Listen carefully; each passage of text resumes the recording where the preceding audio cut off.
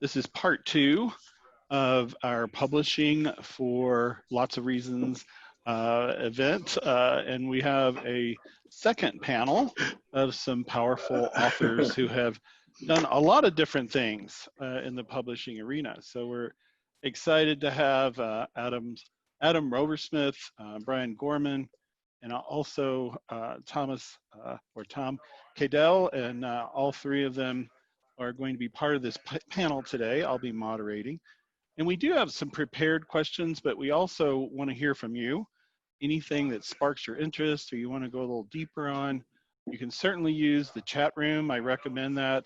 And then I will call on you when we have a little break or when it seems right to have the panel answer your question.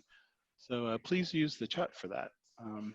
So just to kick us off, I'd like to just briefly hear from each of the men on the panel how you have found publishing to be useful as well as interesting in your life. And we'll just kind of keep that to about 2 to 3 minutes at most, but as a way to introduce yourself and then also your connection to publishing. So just to kick it off, let's start with Tom. Hi, my connection to publishing. It's a great way to develop ideas and to think about your impact on others and how you might position your practice as you move forward. So there's purpose in it in the sense that you want to convey a message which hopefully will deepen your service to your clients. And I like it because it's a great way to think about issues and to then present them to other people. Great, thanks, Tom. We'll hear more about those topics shortly. Let's hear from Adam. So writing and publishing has long been a part of my world. I have done it from the publisher side. I've been everything from a copy editor to an editor-in-chief. And I have also been writing for years and years and years, freelance work, as well as putting things out in like a chapter for a book, some academic writing. But the writing that I do literally every week is I write for speaking. Because I'm a parish minister, I am constantly writing for educational purposes, for sermons, for newsletters, for curricula. So a pretty broad experience. Great, thanks, Adam. And lastly, Brian. Well, when I turned 65, I really made a commitment to give out into the world. I've been engaged in change in one way or another for, at this point, well over 50 years. And I really determined that I wanted to give back in as many different ways as I can to share what I have learned so that others could learn from it. So that was really the seed for me. And what has happened is, yes, that is happening. But as Tom and Adam both said, I'm also finding it as a way of continuing to nourish my mind and learn new things and find areas that I want to explore and learn more. And quite frankly, it gives you credibility in the marketplace as well. Great, thanks, Brian. Okay, thanks for your introductions. Just to get the dialogue going here in a little deeper way among all of you. What do you see are the different kinds of writing, and what might those different kinds of writing be used for in your life and with your clients and your business? So I know, Adam, you already talked about a few of the different kinds of writing that you do, but I would like to hear from Brian. Brian, what have you explored as different kinds of writing? Yeah, I started with a blog. And really set aside 4 hours a week to put out a weekly blog, and did that for over 120 weeks. At some point, I got tired of writing and went to Facebook Live, and I did Facebook Live 5 times a week for about 120 episodes. More recently, I have been writing for Forbes, Coaches Council Online. Those are short 750,000 word articles. About a year and a half ago, I was published in the same book as our moderator here, Terry Hildebrandt. Each of us wrote chapters for the Handbook of Personal and Organizational Transformation. And then I serve as managing editor of Change Management Reviews. So I write original white papers, original articles, and then I also find articles that are of interest to our readership and curate them. Great. So Brian, with all those different things, what have you found to be valuable regarding those different modalities of writing? Well, again, the blogging really helped me to put down and organize all that I had to share with others. And as I started to write the book for the chapter, Terry, I actually took all of those blogs and said, okay, what's the structure underneath this? And how do I now translate that? I've actually taken that chapter, which is about guiding somebody through personal transformation. And whether you're guiding an individual through personal transformation or you're guiding a global organization, it's the same journey. So I've taken that chapter and I'm now actually have recently created a book proposal that takes the same thing and offers it in a structure that is of value to the entrepreneur. The work now with Change Management Review is really a way of continuing to learn and grow. For you personally? Yeah. Great. Yep. Excellent. Well, thanks, Brian. Tom, how about you? What different types of writing have you done and what have you seen as a value? Well, I initially started as a blogger. So I had a blog out there called Adaptive Change.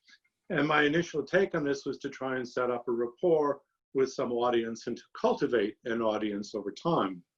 So the title of it was Adaptive Change. It looked at central change images such as the well, the mirror, the cave. These are imagery that prompts the idea of what change might mean and how can you appreciate change. So it was a way of looking at set imagery and keep revisiting the imagery and deepening the idea of why is change important. And I did that for about 300 blog entries, and I actually have my sister-in-law was proofing the entries before I went out, and I tried to be writing like one a week for quite a while. And that didn't generate the interest that I was hoping it would, so I eventually folded that down. It's still out there, but I make no additional new entries to that. And I haven't written in that for at least about 4 or 5 years. After that, I picked up writing for curriculum, which is actually what I started out with the Resilience Expansion, was essentially a curriculum piece that was to accompany a workshop. And that was a very purposeful form of writing. And it also gave me a chance to try out the book publishing through Create Space, so it's self-publishing, to give it a shot. And so that began the initial start of looking at writing. I then moved to an actual book called Zanshin, Finding the Power Inside Your Decisions. And this was the main focus for about 2 years worth of work, 2.5 years worth of work to create this. And the impact on my life in particular has been, it's given me a chance to deepen my understanding of what change means and how people can appreciate it and understand it and how they can move through decisions that make it a relevant topic to coaches as well. Okay, great, excellent. So Adam, tell us a little bit about, I know you mentioned several things. If you could go maybe a little deeper on some of those and the value that you find. Sure. So my writing, I've done some writing of poetry as well as prose fiction, that sort of thing. But the writing that I have most gravitated toward is writing with a purpose, writing to get a message out or to create some sort of educational opportunity to help people think. So whether that's writing for presentations, could be sermons, could be speeches, could be rallies, that sort of writing, or things that are for magazines, professional newsletters, that sort of thing. What I'm always looking for is what is the kernel of my message and how do I want to expand upon that and get that out so that other people can pick it up and do with it what they need to do. So all the different kinds of writing and all the different styles that I use are really about trying to get a particular thought into other people's minds and hands to see what happens with it when it gets there. Excellent. Well, that's a good segue to my next question for you guys. But before I do that, there was a request in the chat room to summarize what part one last month was. And we also focused on publishing. The focus was a little bit more on marketing and how to actually promote your book and use book as a way to promote awareness of your brand and who you are, self-promotion. Today it's a slightly different focus. So if you're interested in any of those particular topics, I highly recommend you go and listen to the previous recording, and that is available on our website. So this is going to take a slightly different direction and go deeper in a few other areas. Not that we couldn't address those questions, but they were fairly in-depth, addressed in depth last month. So to follow up with what you were saying, Adam, how do you write for a particular audience? How do you get started? If you've got an audience in mind and you want to get a message out, and I'm going to start with Tom, because I know Tom has done some thinking about this. Tell us what you would advise anyone who's wanting to get started in writing. Well, I think it's really important to identify both the audience and the anticipated impact that you're trying to create. So who's the audience? You basically want to say, what is their need? Why would they want to listen to what you're offering? So identifying the need in the audience that you're trying to address is really very important. Also identifying what kind of background information may they have or might they not. So if you're going to be writing to a professional audience, that's a different audience than, say, a general public press idea. So you really want to be a little careful about what's the need, what's the prerequisite knowledge, and then lastly, you want to look at what kind of impact are you hoping to create. Is your writing going to further some action that those people might take? And I think identifying all three of those components becomes an extremely important part of developing a longer-term project that has more parts to it than just simply a short article or a short piece. Last time we were mostly speaking about shorter pieces in general. This is trying to look at things that are broader, longer, a more extended message. Excellent. Anyone else want to speak to this? Like, how do you write for an audience? Brian or Adam? Yeah, really building on what Tom said, know your audience, but don't picture them in a very big bucket because they're not. So as an example, when I'm writing for Forbes, I'm writing for experienced entrepreneurs, experienced leaders, and I'm giving them information that hopefully is of value to them that a newbie manager wouldn't have a clue what to do with. But if I were writing to a younger, earlier career leader, I may be delivering the same message at times, but I'm still even then probably going to have to deliver it with a different lens.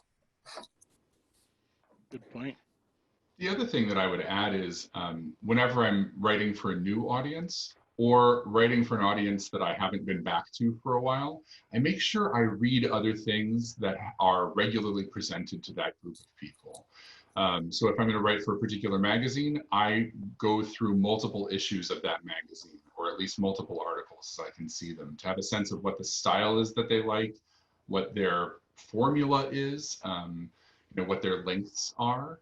Something I learned that was critical when I was doing a lot of freelance work was, if somebody gives me a word limit, I write to that word limit, and I don't diverge from that. If they want 1,200 to 1,400 words, I don't write 1,100 and I don't write 1,500. So knowing what it is that the method of that delivery wants, the length, the style, is really crucial. But also then, as Brian was saying, to know who it is that I'm writing to. What language are they going to be using? What jargon are they aware of or not? Do I need to write with an 8th grade, vocabulary in mind, or do I need to write with a graduate degree vocabulary in mind? The sorts of things that I might want to write in a moment that I'm really excited about for my own purposes may or may not fit really well with the audience that I'm approaching. And so that's part of what I'm always doing, is saying, oh, that's a really interesting idea. Let me put that into the place where I'll come back to it later because I'm excited about it, but I don't have a place for it yet.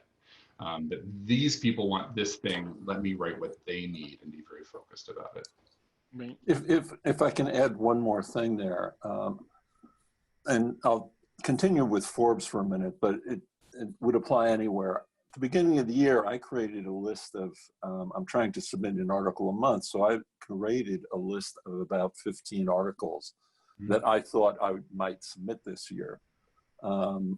I was right on target for January and February, and then March came along, and what I thought I was going to write in March made no sense to the audience given what was going on in the world.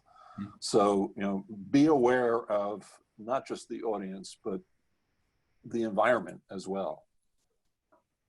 Good point. The zeitgeist, what's going on.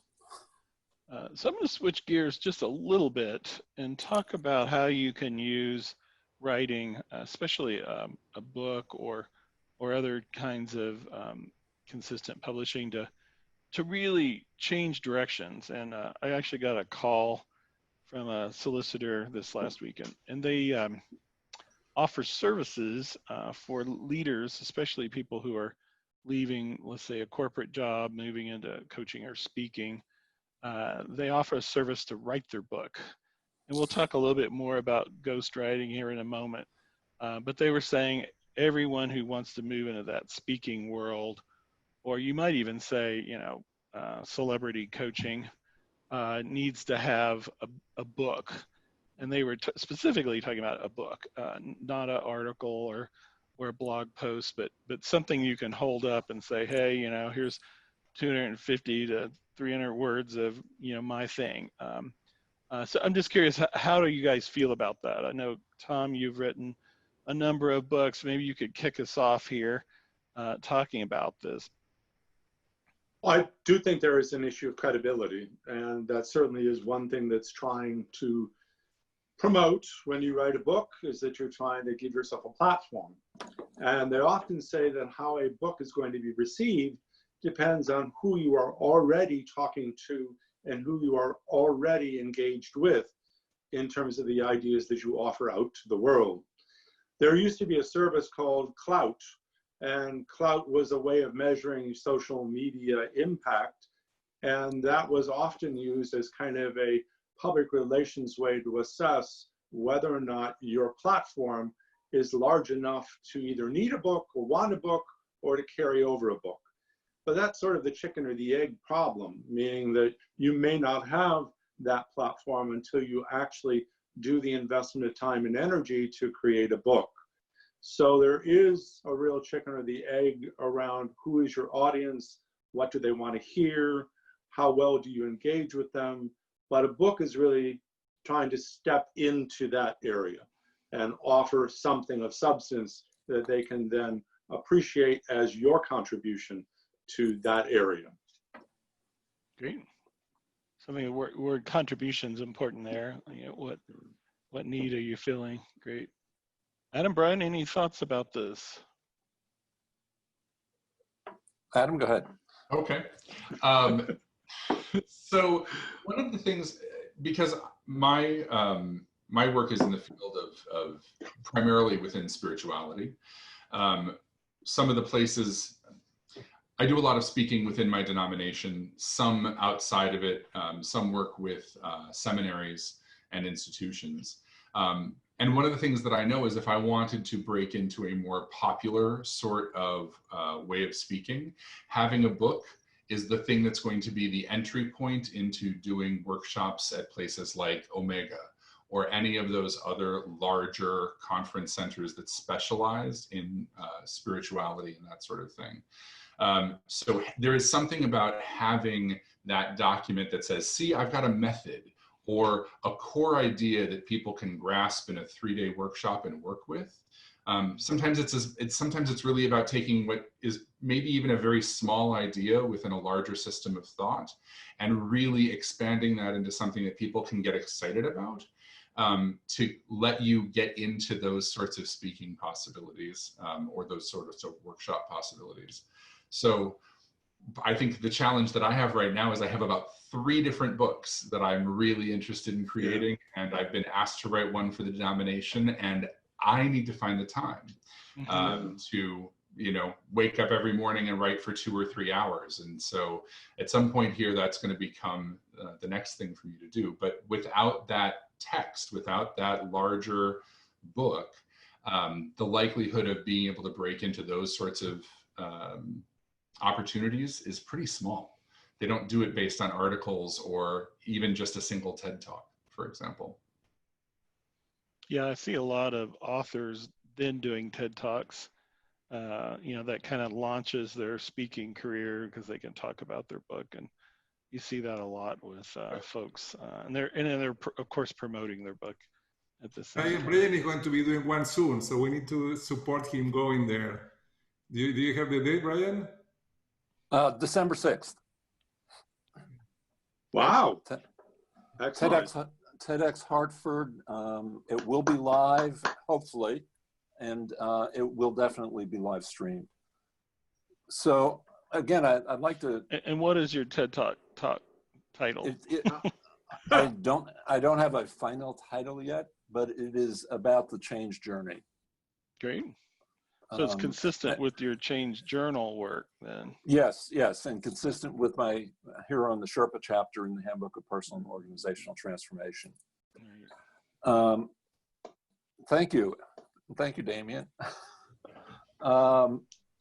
Again, adding to what Tom and Adam said, a book is a stepping stone.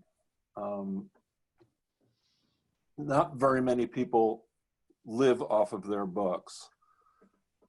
So, I remember years ago I read, not too many years ago, but a few years ago, I read Elizabeth Gilbert's Big Magic, which is her memoir.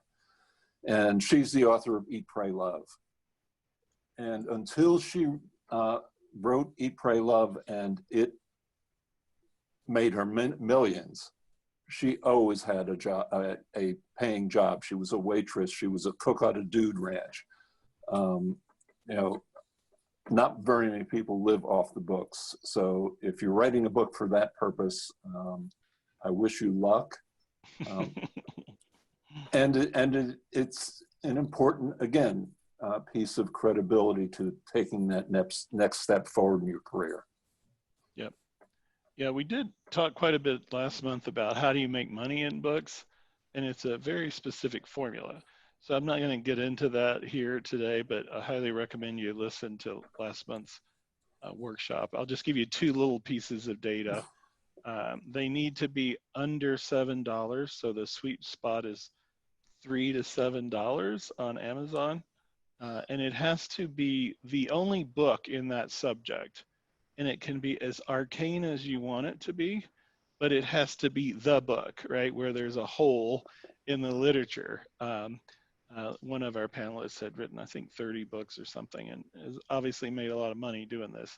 But it is a formula, right? And we're not really speaking to that too much today. But if you're wanting to become an author to make money, check out last month's workshop. So I'd like to talk a little bit about working with a book coach. I think, Adam, you mentioned, hey, I need to set aside time And have any of you worked with a book coach to be able to support you? Okay, Tom, let's hear from your experience. I'm going to give you sort of the whole long story in a way. I started actually out with a ghostwriter. The first time what happened was I completed this, and then I decided, wow, that's a fair amount of work. I think I need to work with somebody. So then I actually got a recommendation from a friend, and I called up the ghostwriter, and I got references from him, and I talked to references and everything. So I said, great, I guess I'll give this a try. So there was a contract. It was for $15,000. It's a fair amount of money to put into a book project, but that's actually fairly common. Everything I looked at said that's kind of what happens. He structures in deliverables. So his deliverable was first an outline, then second a prototype chapter, and then after that it was a completed book.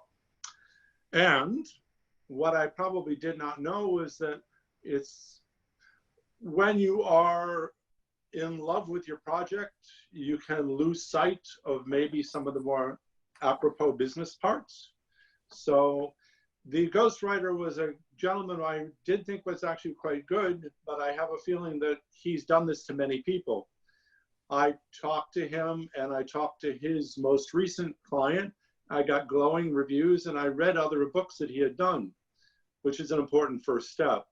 But I think what I did not understand was that ghostwriters can lose and drop clients in between the ones that they choose to work with. So I went through the stage of developing an outline, prototyping the first chapter, and then he walked away. And he simply left me hanging without any real idea as to why or what happened or any of that. So a word to the wise here is that if you are going to contract with a ghostwriter, and they're actually quite good writers out there, don't get me wrong, I might have gotten a lemon, or maybe he just wasn't a completely upfront person. Doesn't mean that you couldn't find somebody. But just be aware of how you arrange your contract. If everything gets written at the back end after you make a very large payment up front, it's probably not going to work. This one was staggered in a way that I thought made sense, 2 separate deliverables prior to completing the book, but it actually didn't turn out that way. So I did work with a book coach. A coach is quite a bit different. A coach actually checks in the same way that all of us as coaches do.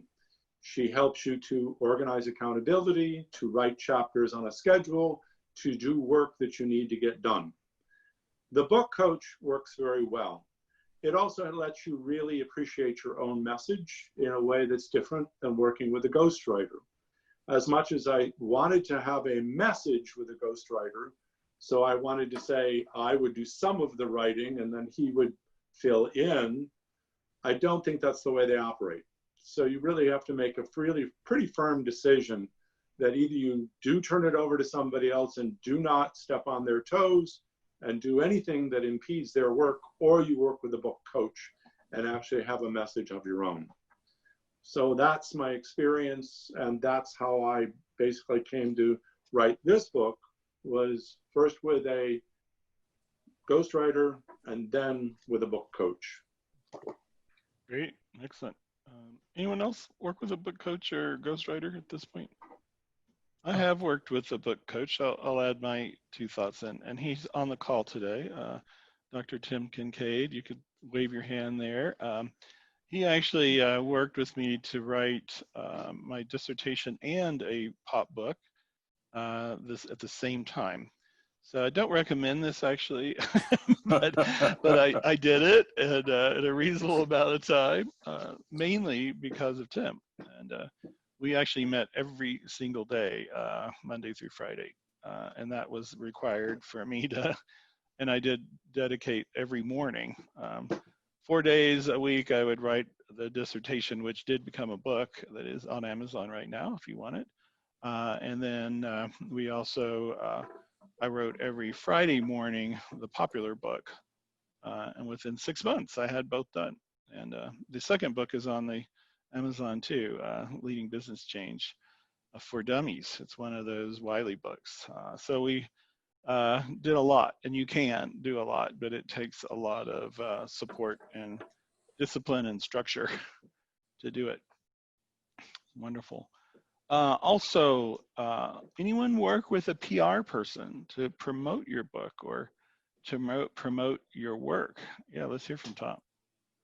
I did work with a PR person after I completed the book, and that was both instructive and useful in many ways. One of the things you can ask a PR person to do, and how I structured my relationship, was I was looking for a PR person to help me with online bloggers who would pick up the book and actually review the book. Now, online bloggers usually would get paid, so there's an issue about getting an authentic review from somebody who does get paid. So you need to talk that out with your PR person. What I did get for my time and energy and money with the PR person was several items of collateral, which were kind of important. And most of these were kind of online giveaways, meaning that you gave away the book and you gave away a certain amount of collateral that helps them to sell the book and to entice somebody into paying attention to what your message is. I also did on an online Facebook Live events, so like 3 of them. And that was very useful as well, to be prompted into, guided on how to do that and how best to organize your thought process to do a Facebook Live event. So I thought that was extremely useful. And then the other one was to simply try and make local area events happen. And she did a certain amount of work on that side as well. So I would say it's very cautious as to whether or not you're going to get a lot out of your PR. It does depend on how tightly you make the plan and how well that person can fulfill the plan that you try to outline. So you really do need a lot of work to set what plan it is and how achievable it would be within a certain time frame. And I'm just curious, what is the price range and how might you pay or use a person who is doing PR? Well, if you set out a series of tasks for them, they usually would put themselves on a retainer.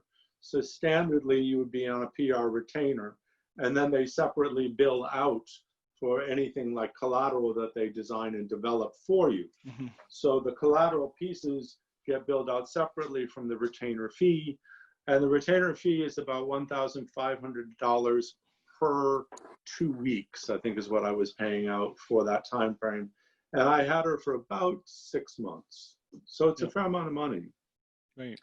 So Terry, if I can pick up on that, both in my role as managing editor of Change Management Review and in collaboration with a business partner, I host podcasts.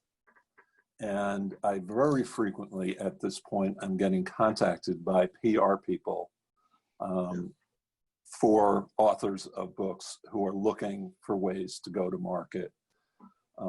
And I will say that you know, on the other side, if you're hosting a podcast, you may not even need PR people. My podcast it's Doobie Time, and it's about the doing and being of entrepreneurship. And so I was reading online an article in the Toronto Globe and Mail by an individual named David Sachs, who it turned out had just in April published a book called The Soul of the Entrepreneur. I reached out to him and he just jumped to be on a podcast with us because his book tour had been canceled. Mm-hmm. Great. Excellent. I've seen that from my vantage point, which is a little bit different, that when you're working with institutional partners, they often have a PR division built into the organization. Yeah. So my denomination has 2 publishing arms, an internal publishing arm and an external publishing arm. And they have PR folks who work with them who will set up webinars, who will set up, at this point, Zoom calls, that sort of thing, but also events at conferences. Anywhere where they want to sell that book, if they can get you and you can, if they can get you a time or a table and you have the ability to be there, they are happy to kind of put you on display as well as your writing in order to get that out. So the hiring somebody is a very different experience than working with an organization that is wanting to promote your work because they're promoting it for their own good as well. Another piece of that is hiring a firm to help you do website development. So I have contracted with a local husband and wife team. She's a designer, he's a tech coding guy, and she specializes in branding and marketing and PR. And so I'm working with them to rebuild my website and to do it with an eye toward how do I get my material out into the world more effectively. And I'm finding that to be incredibly useful. They are able to do things that I would flounder at and not even understand, you know, step one of what to do or how to do it. And it does cost a little something. My people are very affordable. For what I want, it's around $3,600. But it would not be hard for me to bounce that up to, you know, many thousands more, depending on what kind of website and what kind of text I wanted to put out. Mm-hmm. Yeah, one other thing, just to build on what others have already said, we've been talking primarily about self-publishing, you know, in an indirect way. If you do go with a professional publisher, you know, I've done that with Wiley, and, you know, and Wiley's huge, you know, the global company. They were, you know, able to do all of that PR for us for free. Of course, we didn't, you know, get as much royalty as a result, but you know, they put our book in the end cap of every Barnes and Noble in the world, right? And they gave us all kinds of crazy collateral that, you know, those flyers and keychains and tablecloths and you name it, right? That was kind of an unlimited thing. And they gave us websites, right, with downloadable, you know, tools and things of that sort from the book. So there are some advantages going with a big publisher. And the downside, though, is we had 4 editors, and each of them had different opinions. So trying to get all those people pleased was not an easy task. Writing the book was a piece of cake. Rewriting it to please the editors of Wiley to meet their requirements was another story, to say the least. With my last book, I was on the other end of it. I was the editor and had everybody else write 2 or 3 revisions of their chapters. So I've been on both ends of that, and it's a lot more fun being at the editor end of that, for sure, than it is to being the author end of that deal. So I'm going to stop right here for a moment and open it up to audience questions. And I see one is already in the chat room here. So, you know, Tony, do you want to talk or ask your question? Yeah, so I appreciated the talk about PR companies, but you know, aside from just Googling, I wouldn't know where to start to figure out what makes one company good. You know, there's all sorts of marketing speak out there, but what should I look out for as I'm screening these PR people? It's going to depend in part on what kind of PR you're looking for. Are you looking for somebody who is primarily trying to network you into other places and get your face and your material out? Are you looking for a PR firm that's going to address creating an online presence, whether that's a website and social media? They have slightly different things, but there are some consistent things that you should do. And definitely look at all of their online materials first, see what resonates with you, see what feels good, see who some of their other clients are and what kinds of work they've done for them. Most, whether it's web design or social media work or PR in general, they'll give you on their websites a portfolio. So you can see what kinds of work they do, what it looks like, what it sounds like, who they've worked for. It's really useful to find people who have done some work in a field akin to yours. It doesn't mean that they have to only have worked with coaches, but if they've worked with a coach or a consulting firm or something in a realm that's similar to where you are, it's going to be really helpful. When I did my research for who I was going to hire, I looked at a whole bunch of different companies that were local. It was important to me to have people who were nearby. I wanted to support the economy of where I live, was part of it. And I looked at all of their websites. I made phone calls. And in the end, I ended up with 3 companies that I looked at really closely and set up interviews with. One of them failed to follow through on the interview. That was easy, not going to do anything with them. And then I went through the interviews with the 2 other companies and just got a sense of, does this feel right? How does this work? Got quotes about what it would cost. And based on the combination of cost and match and sense of their ability to do what I needed, I made a really easy choice. But the things that were essential were knowing what it's going to cost and what their kind of workflow time frame is, what sorts of other people they've worked with, and what they've produced for them. And as soon as I looked at that, I was able to see, oh, these people make sense to me. This one might work. Nope, it's these folks. But do that research right up front and be honest about who you are and what you need and what you can afford. Because they want to make the right match with you. And so they need to know enough about who you are and what you need and what you can afford in order to know if they can actually give you that in a way that works for them too. I want to support everything that Adam just said. I think the most important, probably the most important decision you might make is a local or somebody who's more internet based. I would tell you in the past, I would say, you should probably be able to think internet, you might get a better quality person. And I think there's some truth to that. But local really gives you the kind of assurance that you know that you can meet face to face, address the issues that might be coming up, and have a way to work it out more, I think, more easily and simply. So I would tend to recommend that you work with somebody who's local, because you're probably going to have a better result as overall. Okay. All right, we have another question from Brad. Let's hear from Brad. Hey there, appreciate all your sharing your insights. I'm curious, just from all the experiences you've had, was your primary motivator to get more paid speaking engagements or more coaching clients, or what really, made it worthwhile for you, or go through with it? Anyone want to start?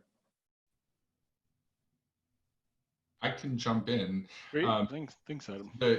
So for me, it's a primary motivation of my work.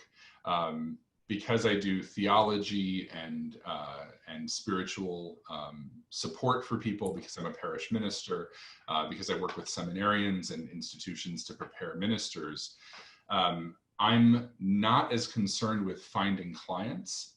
The amount of clients that I have based on what I've put out into the world is plenty. For me, it's about getting my message out. It's about helping people think about how they live and how that is consistent with what they believe. And if it's not, how to get those things into alignment with one another. So for me, the work and the writing and the PR and all that I'm doing is really about figuring out how I can get a message most thoroughly and most deeply into the communities that I'm a part of. What I have found is that by doing that, I've ended up with spiritual direction clients and institutional consulting clients because they like what I've had to say, because they like my content and see value in it. Great.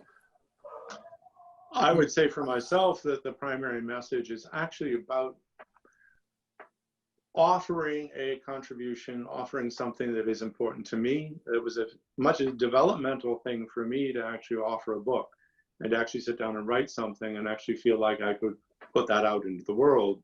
So that was primarily what I got out of it. In terms of actual clients and speaking engagements, not as much, but that I think is partly on me. I don't believe I have put the effort in to try and be a speaker, nor have I put the effort in to trying to run seminars or other kinds of platforms. for this material. So a lot of it depends on really what you want to get out of it. There was a piece of legacy thing going on for me that I didn't want to pass through this life without actually trying to write a book. And that was really what this was more about than anything else. Excellent. Yeah, for me, again, it began with that of service, that sharing, and the seeds of continuing to learn and grow. That said, it really has been a progression for me that the blogs led to the chapter in the Handbook of Personal Organizational Transformation,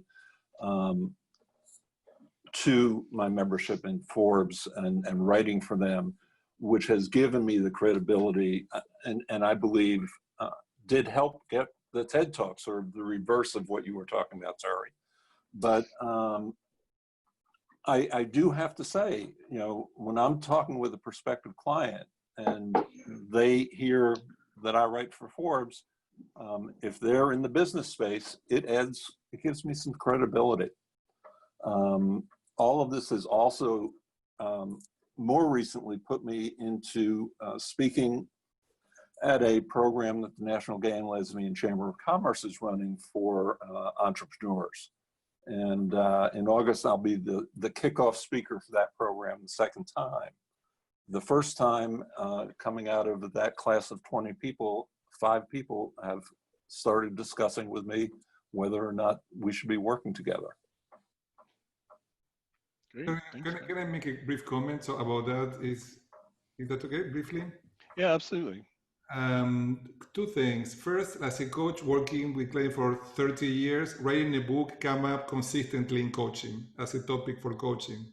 And many times what is in our way is our own thinking about what does it take. I wrote 5 books. I don't like writing. I didn't do that because I like it. I did it in part because of the credibility that you are talking about, and in part is because I want to be in service of the community.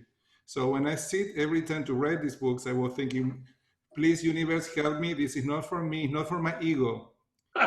It's not about looking good. It's not about making us good. It's about being of service to others. So if you have something important to say, please do it. And don't do it for you. Do it for the community. Like I was asking in the chat box, do you know any books particularly about coaching the gay community?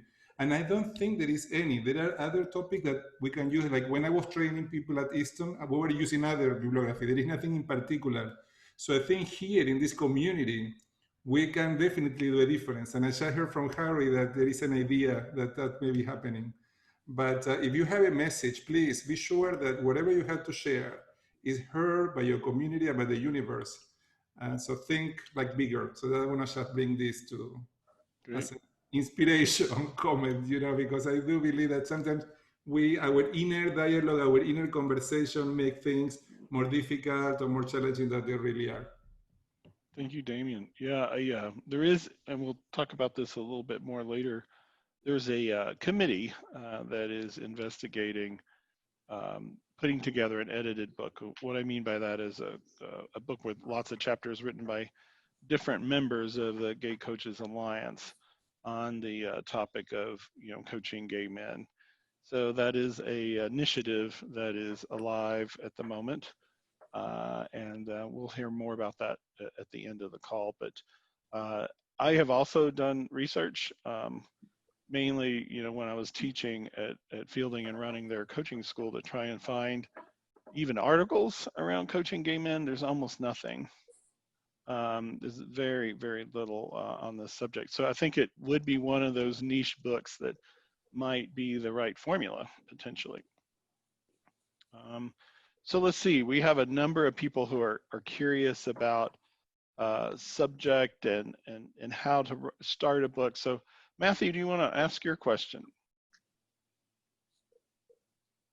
Yeah, so I mean, I've put it in the chat, but basically it's the idea of there's some books that seem to get one idea and just riff around that same idea and expand on an idea, and others, possibly like the dummies guides, that really just cover lots of little bits of an idea. And I was wondering who's made choices on those 2 different routes.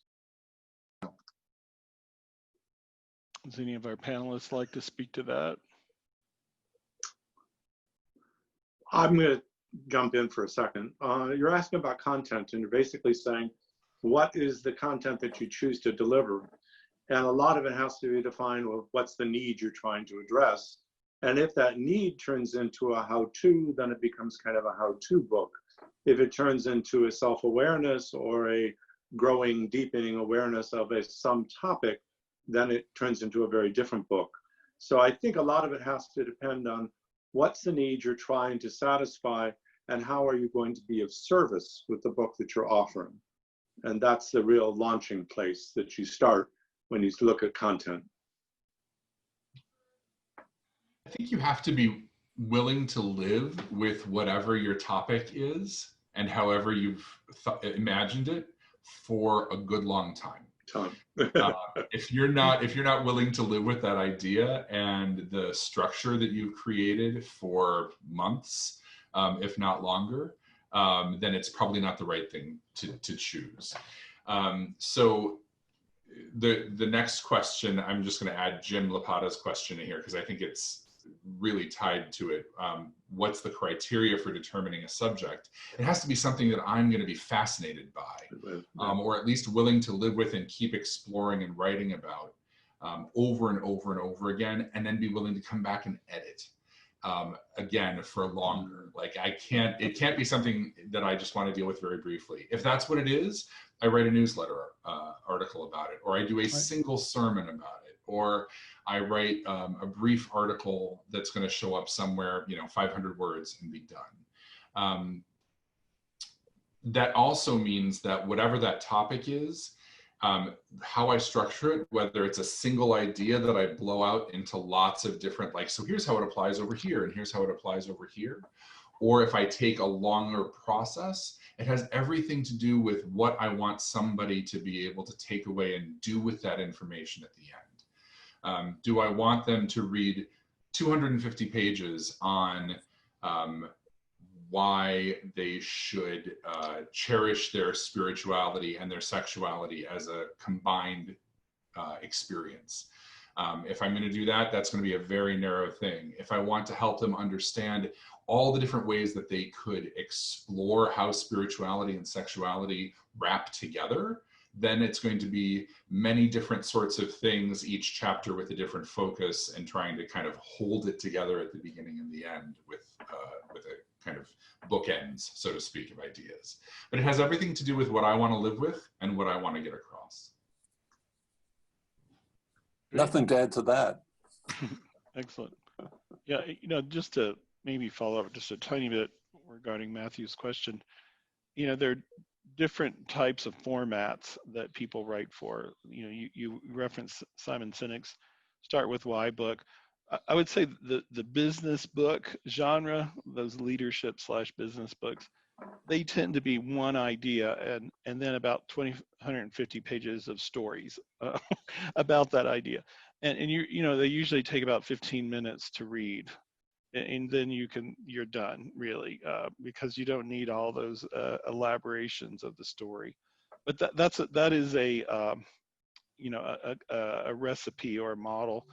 And then other books, which are more of these edited anthologies, like Brian and I wrote for, this handbook of personal and organizational transformation. By definition, it's like covering a huge amount of things. And in fact, there were multiple volumes of this book, and they're very, very long, right? I don't know how many thousands of pages it is now when you add everything in there, but it's almost like soup to nuts kind of approach to things, almost an encyclopedia of sorts. So that has a very different purpose to it, and usually is rarely the work of one person. It tends to be like a collection, and that was true for my last book that came out a couple months ago. It had 27 authors in it, so that was a little whole different kind of thing. We probably have time for maybe one more question, which was Chris's. What's a good place to start when writing your first book in terms of the writing process? Chris, do you want to add anything to that? Yeah, for me, I feel like I'm teetering on the brink of getting going and actually writing my first book. So before I go headlong into it, it's really good for me to get some wisdom from people who've done this. And I know the guys on the panel have written multiple books each, but I'm thinking just casting your mind back to the first one that you did, what was a good way to approach that in terms of the process? So if I can start, just write. Yeah. Just start writing. Where most people get hung up is, what is the grammar? What is the punctuation? Don't worry about that. You're going to come back and edit it. Just take whatever that message is, take whatever that seed is, and just start writing about it. Then, I'll give you a different example. My son is writing a paper for his master's program, and he spent 8 hours on it yesterday, and the paper is twice as long as it needs to be. And he came back this morning and, oh, I know if I change the structure this way, I can cut half the paper out. Give yourself time, be gentle with yourself, but also be disciplined. Turi talked about it, and Adam talked about it, and I talked about it. And Tom, you need to sit down and do this on a regular basis. If you put it down for a week and come back, or a month and come back, it may not be your book anymore. Let me toss in another idea here. I've written this business publication for one, but I've also written plays and poetry and other forms of writing, which I have not referenced very much, but that's really always a good place to just simply start if you're wanting to just self-express. If you're wanting to actually craft something that has more of a business, I would actually start a little bit with thinking of a workshop and try and treat the topic as a workshop form first, because it gives you an opportunity to play with the ideas and to look at it and to develop it. So when I put this book together, this was based on just one workshop that's extraordinarily thin. It's only like 81 pages. Well, actually, this one's only 42 pages in this format. So I would just simply say, start with something small, and that will give you a chance to sort of put some ideas together and offer it to an audience to get some feedback on it. That's a great idea. I did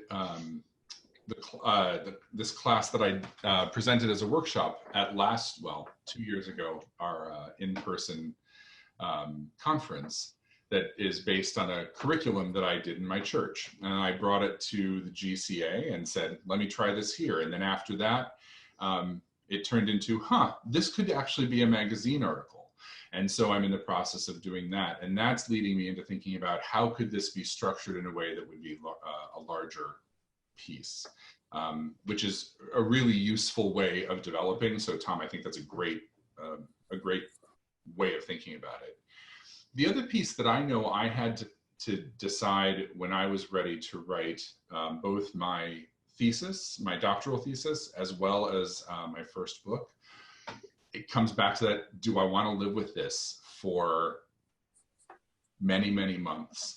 And do I feel like I have enough to say about it that makes it worthwhile? Because I remember walking into bookstores and looking at all these books on the shelves and thinking to myself, do I really want to contribute to this glut of material and information, and how much of this is really worthwhile? And do I need to put anything into that?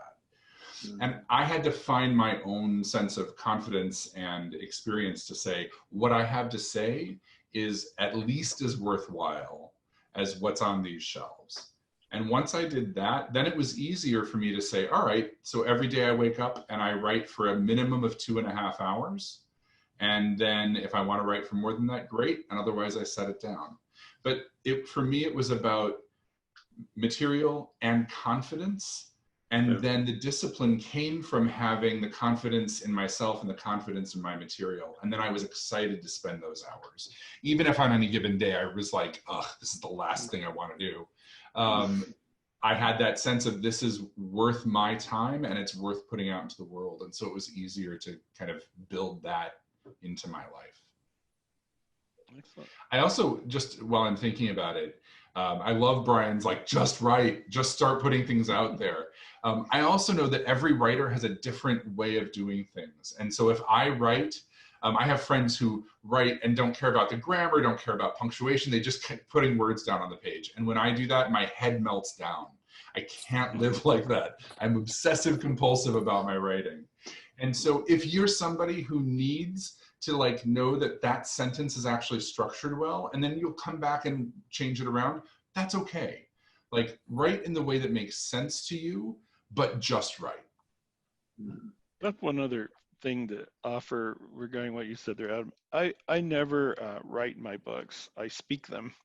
So I use Dragon Naturally Speaking, and just say what I want to say. And over time, you can get quite good at adding the punctuation. You just tell it what to put in there, period, comma, whatever. But I wrote 3 books that way using Dragon. It also saves you with carpal tunnel problems, so there's a health benefit to that too. So thank you, all of you, for coming today. It's been a great journey to explore this. Yes. If I could just add one writing lesson from my grandfather. It's not complete when there's nothing left to put in. It's complete when there's nothing more you can take out. Well said, editor experience. Excellent.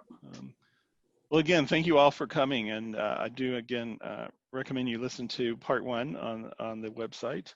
And we look forward to having a further dialogue about this upcoming possibility of writing a book on coaching gay men.